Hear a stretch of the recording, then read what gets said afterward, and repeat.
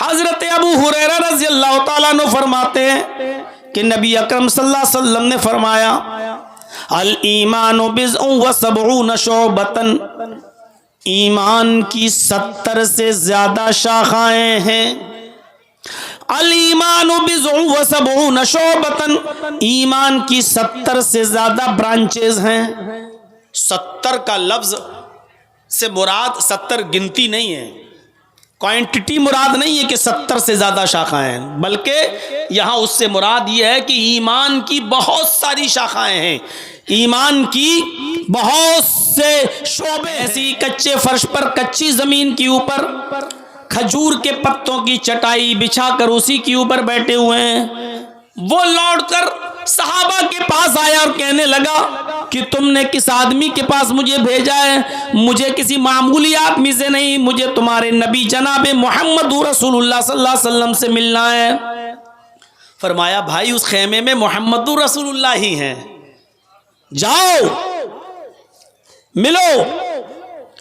Aswad अब खेमे का पर्दा हटाता है और मोहम्मद रसूलुल्लाह से अर्ज करता है कि मैं अस्वद हूं, इसी किले का रहने वाला हूं जिस किले को आप और आपके सहाबा ने चारों तरफ से घेर लिया है। आपसे कुछ बात करने के लिए मैं आया हूं, आपने उनको अंदर आने की इजाजत दी।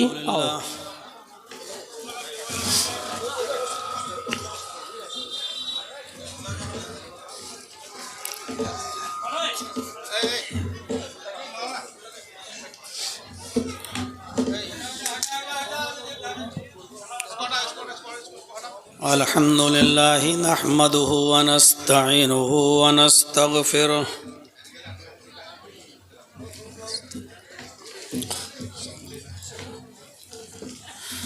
व नऊज़ु बिल्लाहि मिन शुरूरि अनफुसिना व मिन सय्यिआति अअमालिना।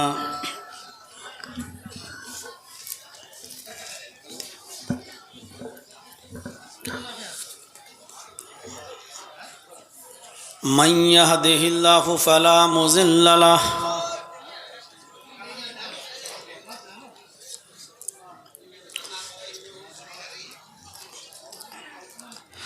व मन युज़लिल्हु फला हादिय लहु।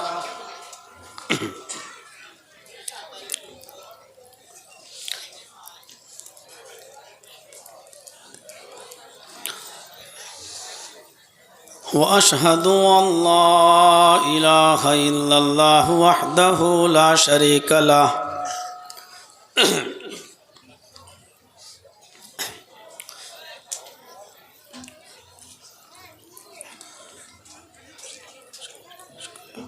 व अशहदु अन्ना मुहम्मदन अब्दुहु व रसूलुहु।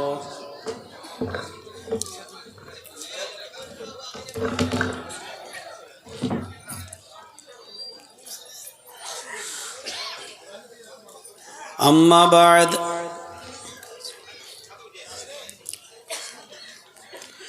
फ़इन्न खैरल हदीस किताबुल्लाह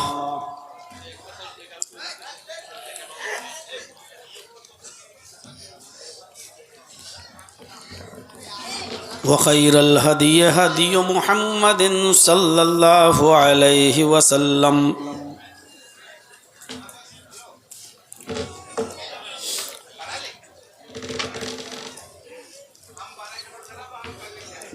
व शर्रुल उमूरि मुहदसातुहा व कुल्लु मुहदसतिन बिदअह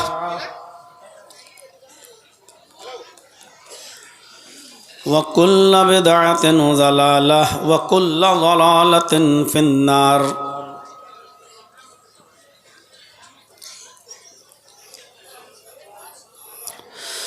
अऊज़ु बिल्लाहि मिनश शैतानिर रजीम। बिस्मिल्लाहिर रहमानिर रहीम।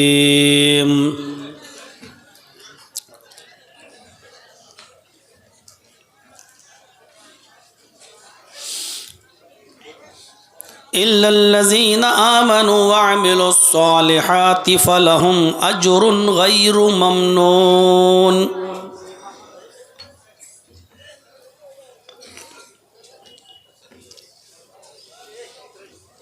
वअन अबी हुरैरह रज़ियल्लाहु तआला अन्हु अन नबी सल्लल्लाहु अलैहि वसल्लम क़ाल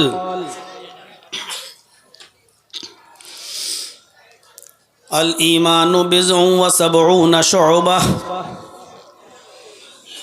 फ़अफ़ज़लुहा क़ौलु ला इलाहा इल्लल्लाह व अदनाहा इमाततुल अज़ा अनित तरीक़ वल हयाउ शुअबतुम मिनल ईमान। रवाहुल बुखारी। रब्बि इश्रह ली सदरी व यस्सिर ली अमरी वहलुल उक़दतम मिन लिसानी यफ़क़हू क़ौली।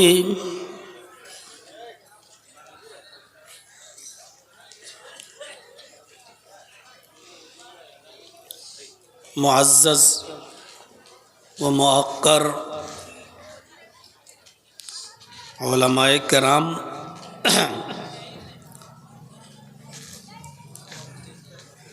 और हिरनपुर हाथकाठी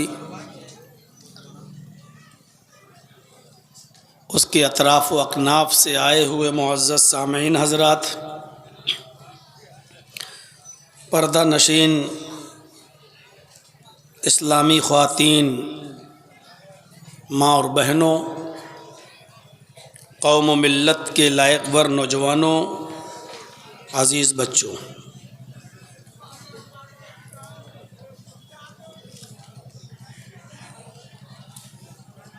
काफ़ी रात तक आपने मुख्तलिफ़ और मुतअद्दिद उलमा को सुना और बीच बीच में मदरसे का ताउन भी आपने किया। अल्लाह रब्बुल आलमीन आपके बैठने को, आपके सुनने को और आपके ताउन को कबूल फरमाए। जिस मकसद के लिए हम और आप यहाँ जमा हुए हैं, अल्लाह रब्बुल आलमीन हमें उस मकसद में कामयाबी अता फरमाए। कुरान करीम की जो आयत मैंने खुतबे मसनूना के बाद आपके सामने पढ़ी है, उस आयत के अंदर अल्लाह तबारक व तआला ने दो अहम चीज़ों का ज़िक्र किया है। पहली चीज़ ईमान और दूसरी चीज़ अमल सालेह। और फरमाया कि इल्लल्लज़ीना आमनू व अमिलुस सालिहाति फलहुम अजरुन गैरु ममनून। जो ईमान लाए और जिन्होंने अमल सालेह किए, नेक अमल किए, उनके लिए ऐसा अज्र, ऐसा इनाम है अल्लाह तबारक व तआला के यहाँ जो कभी ख़त्म नहीं होगा। फ़लहुम अज्रुन गैरु ममनून। उनके लिए ऐसा इनाम है जो कभी ख़त्म नहीं होगा। लेकिन इसके लिए दो चीज़ें बताई हैं, ईमान और अमल सालेह। और याद रखिएगा, ईमान और अमल सालेह दोनों ज़रूरी हैं हमारी ज़िंदगी के लिए। हमारे पास क्या है? ईमान का दावा तो है, लेकिन अमल सालेह नहीं है। और हम अपने गैर मुस्लिमों को देखते हैं, उनके पास अच्छे अमल बहुत हैं, लेकिन उनके पास ईमान नहीं। आप चले जाइए बॉम्बे के टाटा हॉस्पिटल में, और जाते ही होंगे बहुत से लोग इलाज के लिए कैंसर के। आप देखिए वहाँ कितने लोग मदद के लिए हाजिर रहते हैं, कितनी संस्थाएं वहाँ काम करती हैं। कोई ट्रक भर के खाना ला रहा है, मरीजों को दे रहा है। कोई ट्रक भर के फल फ्रूट ला रहा है, मरीजों को दे रहा है। कोई आपसे पूछ रहा है कि आपके पेशेंट पर कितना खर्चा डॉक्टरों ने बताया है, आइए हमारे साथ फला संस्था में चलिए, फ्री में ये चीज़ें जो आपकी ज़रूरत है वो फ्री में आपकी ज़रूरत को पूरा किया जाएगा। कितना अच्छा काम है। गरीब लोगों के इलाज को कराना और उनकी मदद करना कितना बड़ा काम है, और ये गैर मुस्लिम लोग कर रहे हैं। गर्मियों में अभी मई और जून की जब गर्मी शुरू होगी तो स्टेशनों पर आप देखेंगे कि कितने लोग ठंडा पानी लेकर आपके ट्रेन के कोच के पास आ जाएंगे और आपकी बोतलों में ठंडा पानी भरेंगे, आपको पिलाएंगे। कितने प्याऊ आपको जगह जगह खुले मिलेंगे, आइए ठंडा पानी पीजिए, फ्री में पानी पिलाया जाएगा आपको जगह जगह पर। देखिए कितना अच्छा काम है। लेकिन इन कामों की हैसियत क्या है? क्योंकि उनके अंदर ईमान नहीं।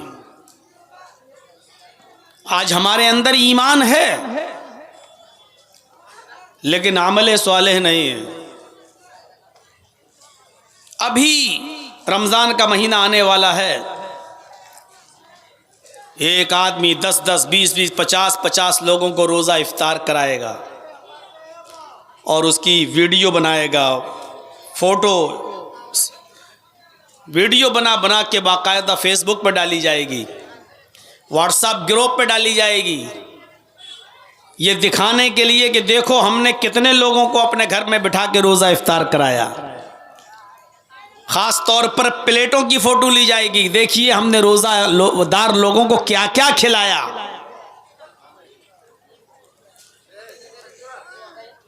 अमल तो है लेकिन अमल सालेह नहीं है। अभी किसी को हज या उम्रे की परमिशन मिल जाए और चला जाए उम्रा करने, खाने काबा के सामने खड़े होकर सेल्फी लेगा, फ़ोटो खींचेगा और व्हाट्सएप पर डालेगा, फेसबुक पर डालेगा, और घड़ियाल के आंसू बहाते हुए क्या लिखेगा फेसबुक पर मालूम? अल्लाह ने मुझे उम्रे की तौफीक दी है, दुआ कीजिए अल्लाह ताला से अल्लाह मेरे उम्रे को कबूल फरमाए।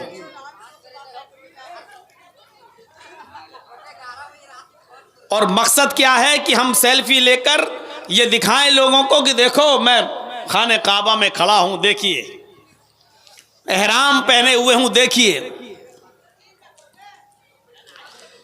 कुर्बानी आई, बकरा लिया, बकरे का फोटो खींचा, डाल दिया फेसबुक पर, व्हाट्सएप ग्रुप में। साहब अल्लाह ने मुझे तौफीक दी है, 25,000 का मैंने बकरा खरीदा है, दुआ कीजिए अल्लाह हमारी कुर्बानी को कबूल फरमाए। आज हमारे पास ईमान है लेकिन अमल सालेह नहीं। इल्लल्लज़ीना आमनू व अमिलुस्सालिहात, जो लोग ईमान लाए और जिन्होंने अमल सालेह किए, जो ईमान लाए और जिन्होंने नेक अमल किए, फलहुम अजरुन गैरु ममनून, उनके लिए ऐसा अज्र है जो कभी खत्म नहीं होगा, उनके लिए ऐसा इनाम है जो कभी खत्म नहीं होगा। दोनों जरूरी है। और अक्सर मैं इसकी मिसाल देता हूं मोबाइल और सिम से। आपके पास कीमती से कीमती मोबाइल हो, आपके पास एप्पल का मोबाइल हो, आपके पास आईफोन हो, आपके पास Z6 फोल्ड हो, कीमती से कीमती मोबाइल 1 लाख 1.5 लाख का मोबाइल है आपके पास,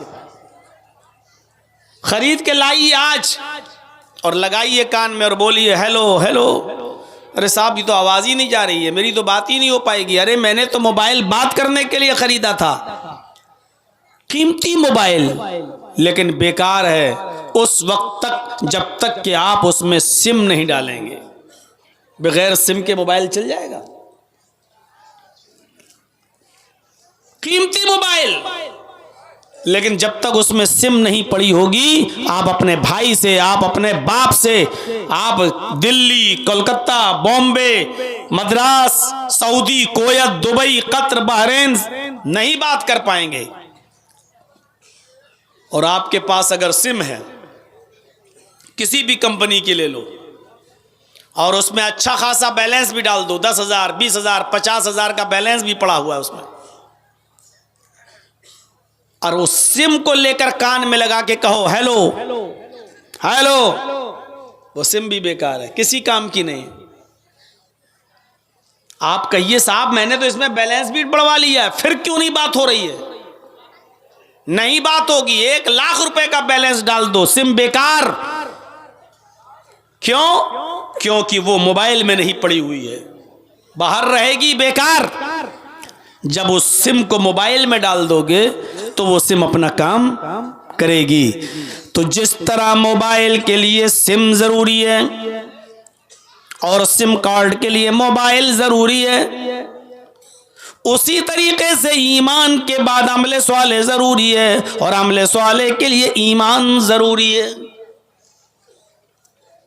हमारे पास ईमान है लेकिन अमले स्वाले नहीं। हमारे भाइयों के पास, गैर मुस्लिमों के पास अमल है लेकिन ईमान नहीं।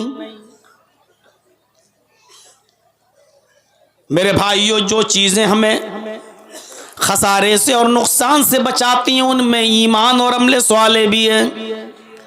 वल अस्र, जमाने की कसम, इन्नल इंसान लफी खुस्र, रुए जमीन पर जितने भी लोगों को तुम देख रहे हो सब के सब नुकसान में डूबे हुए हैं, सबके सब नुकसान में हैं, सब खसारे में हैं। लड़का लड़की, बड़ा छोटा, मर्द औरत, बूढ़ा जवान, बच्चा, सब नुकसान में। हिंदू, मुस्लिम, सिख, ईसाई, यहूदी, क्रिश्चियन, जितनी भी इंसानियत को तुम देख रहे हो सारे के सारे इंसान नुकसान में और टोटे में हैं और घाटे में हैं। जो लोग नुकसान में नहीं है उनको अल्लाह ने मुस्तस्ना कर दिया, उनको अल्लाह ने अलग कर दिया। इल्लल्लज़ीना आमनू व अमिलुस्सालिहाति व तवासौ बिल हक्कि व तवासौ बिस्सब्र। यहाँ पर भी अल्लाह रब्बुल आलमीन इन 4 लोगों में 2 लोग वो बतला रहा है जो ईमान लाए और जिन्होंने नेक अमल किया। ये लोग नुकसान में नहीं है, ये लोग घाटे में नहीं है। इल्लल्लज़ीना आमनू व अमिलुस्सालिहात, जो ईमान लाए और जिन्होंने अमले स्वालेह किया वो नुकसान में नहीं है। तो ईमान भी जरूरी है और अमले स्वालेह भी जरूरी है। अब आइए, ईमान क्या है?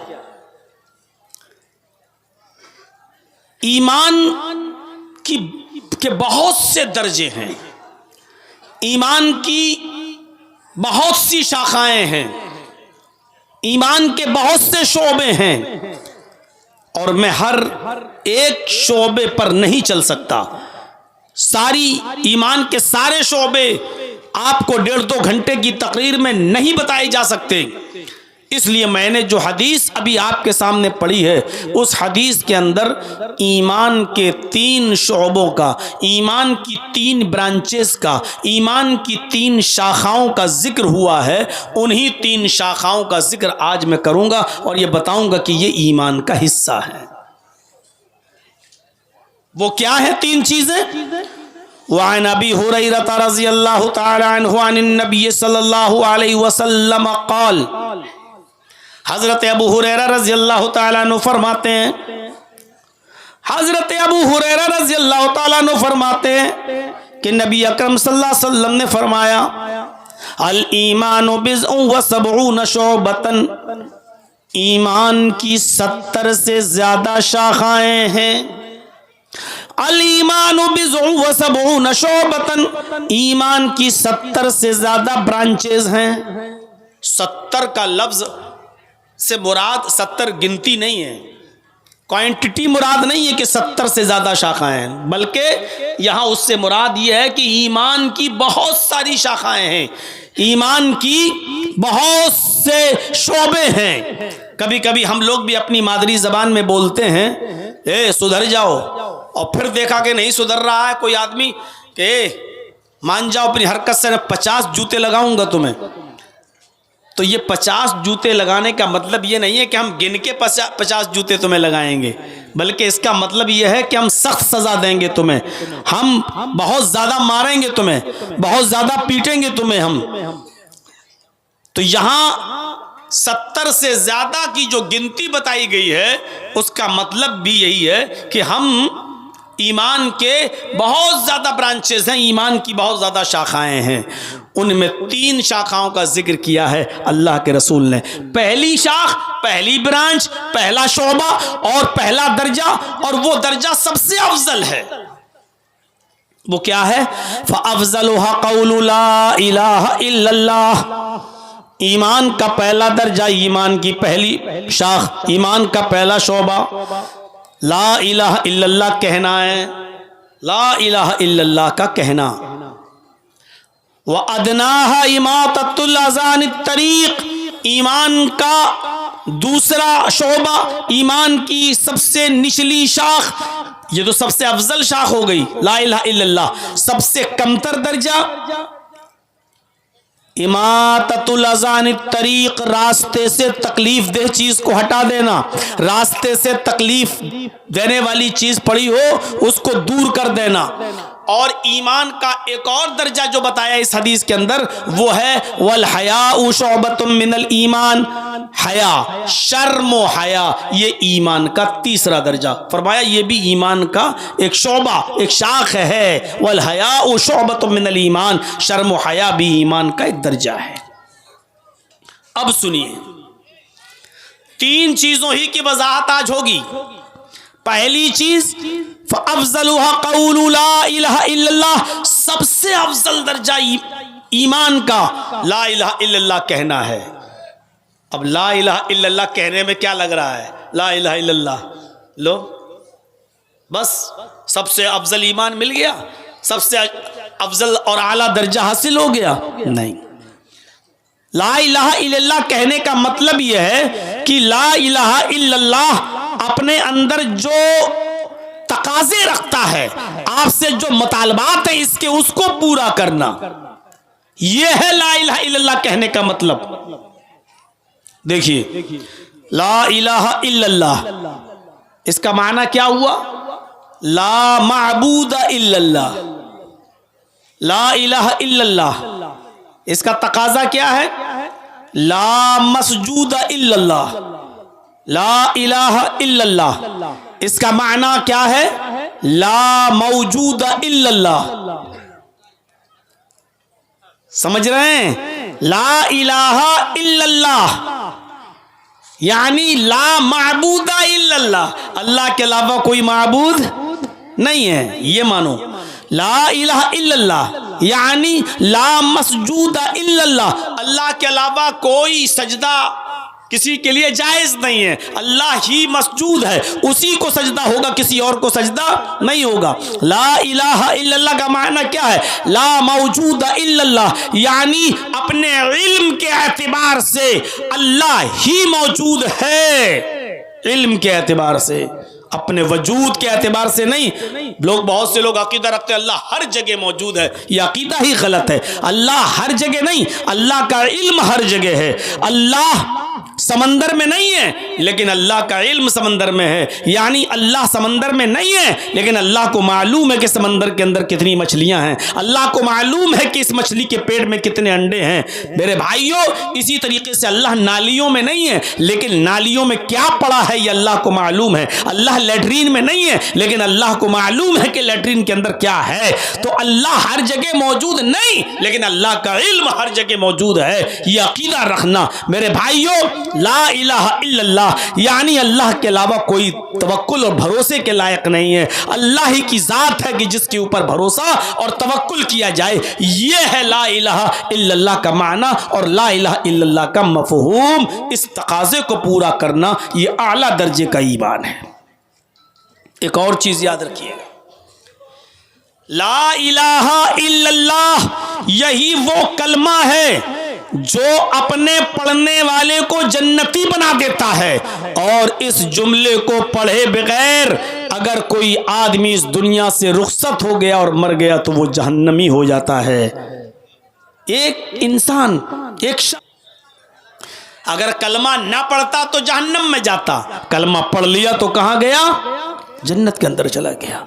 और ऐसे एक दो नहीं, कई वाक़यात हैं हदीस की किताबों में लिखे हैं कि जिन्होंने कलमा पढ़ लिया और कलमा पढ़ने के बाद एक वक्त की भी नमाज नहीं पढ़ी, एक दिन का भी रोजा नहीं रखा, एक भी हज नहीं किया, कोई भी अच्छा काम नहीं किया, और वो आदमी जन्नत के अंदर चला गया, यानी उसी दिन मर गया।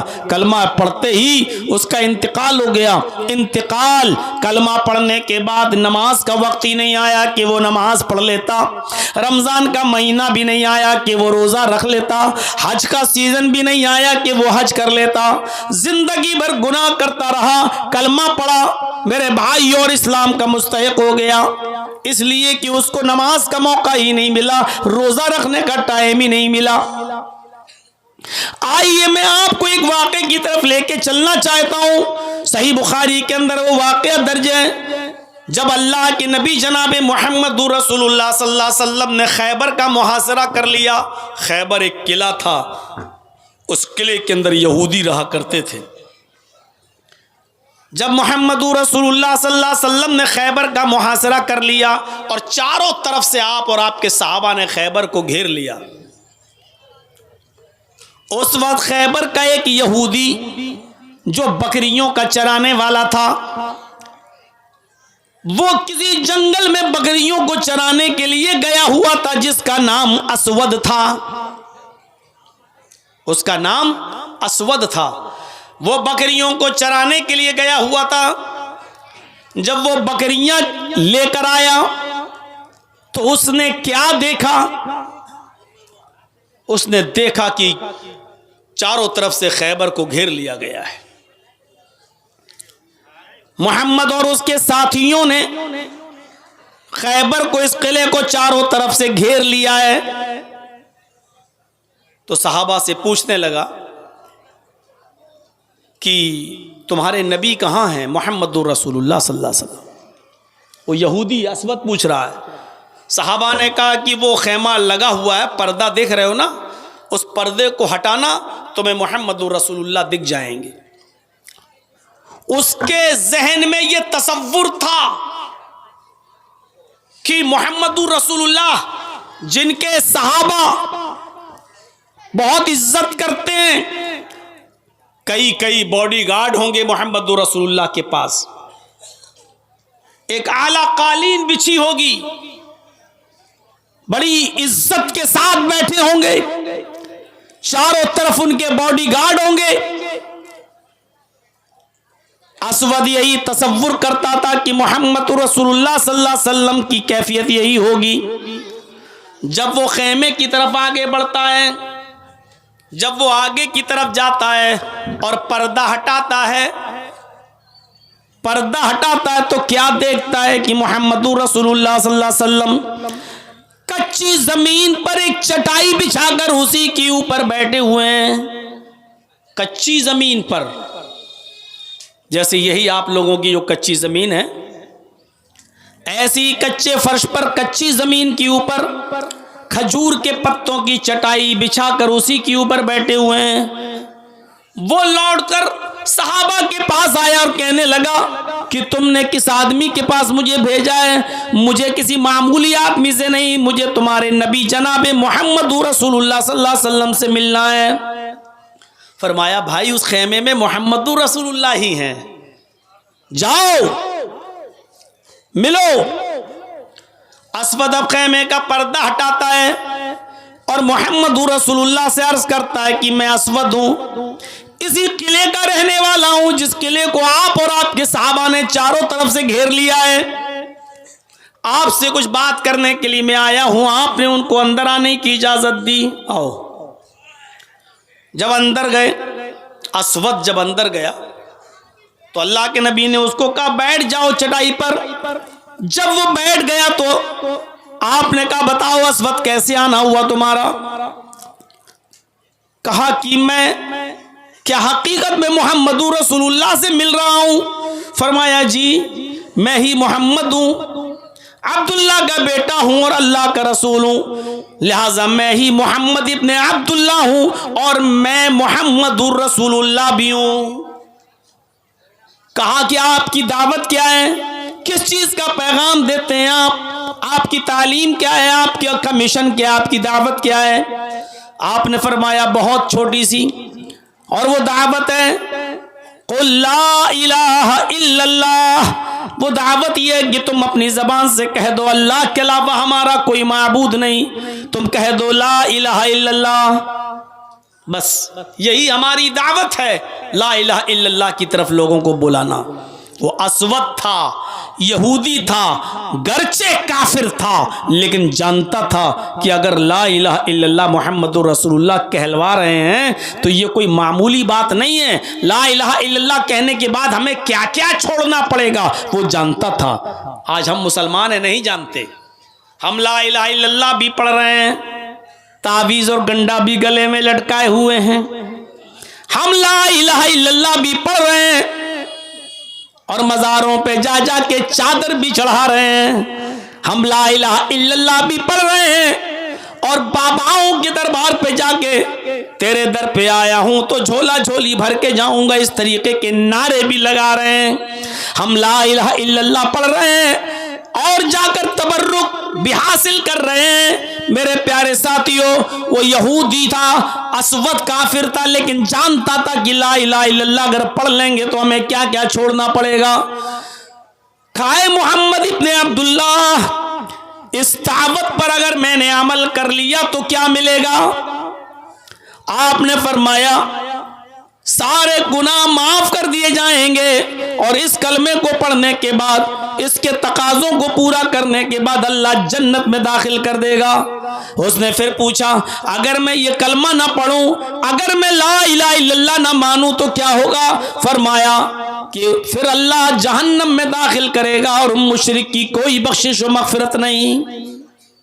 अच्छा, उसने थोड़ी देर वहीं बैठकर गौर किया और फिर कहने लगा हाथ यदका, अल्लाह के नबी अपना हाथ बढ़ाइए, मैं इस कलमे का इकरार करता हूँ। आपने अपना हाथ बढ़ाया और उस अस्वद ने कलमा पढ़ लिया, अशहदु अल्ला इलाहा इल्लल्लाह व अन्ना मुहम्मदन अब्दुहु व रसूलुहु। उसने ला इलाहा इल्लल्लाह का इकरार कर लिया, कलमा पढ़ लिया।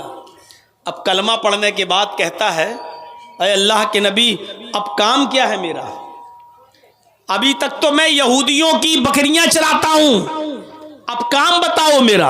इस्लाम ले आया, अब मुझे यहूदियों की बकरियां नहीं चराना, अब मुझे ये काम नहीं करना, अब तो मैं मुसलमान हो गया हूं, अब मुझे ये बताइए कि मैं क्या करूं।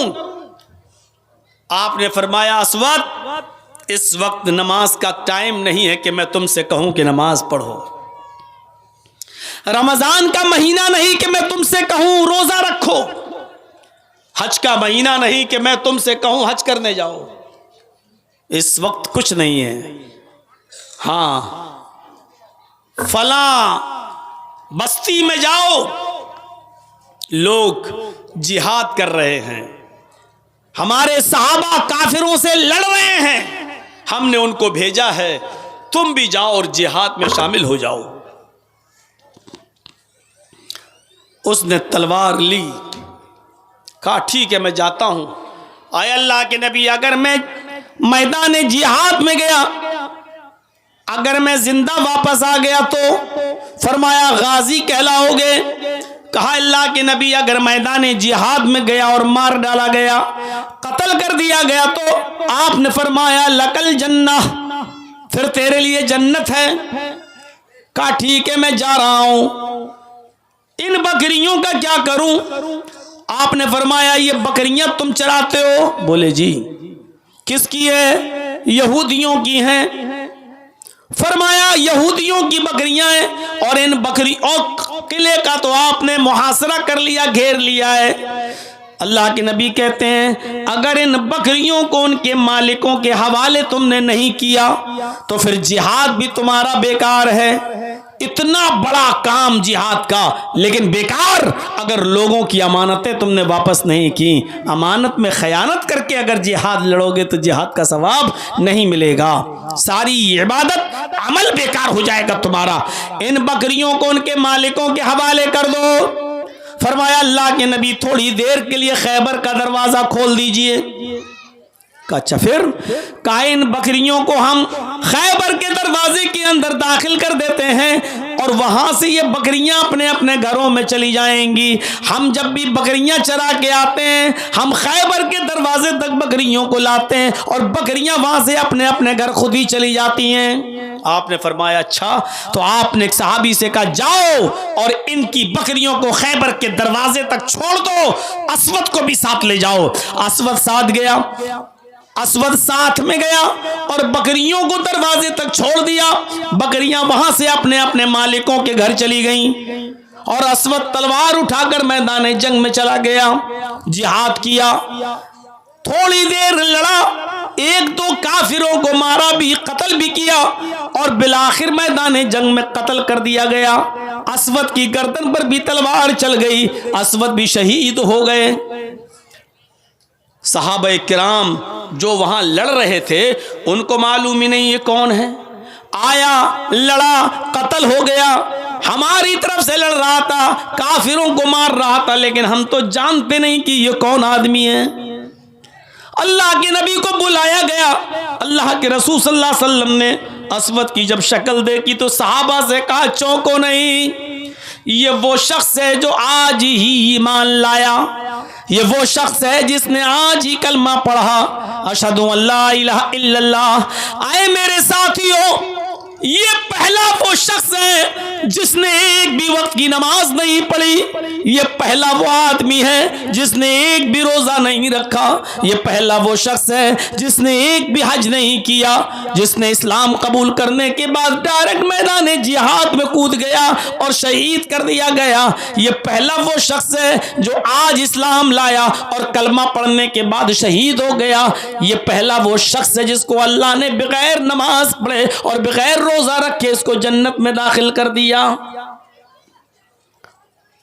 बताने का मकसद पूरे वाक़े को सामने रखने के बाद क्या है जानते हैं? सिर्फ इतना कि कलमा पढ़ लिया, जन्नत में चला गया। यही वो कलमा है जो इंसान को जन्नती बना देता है। लेकिन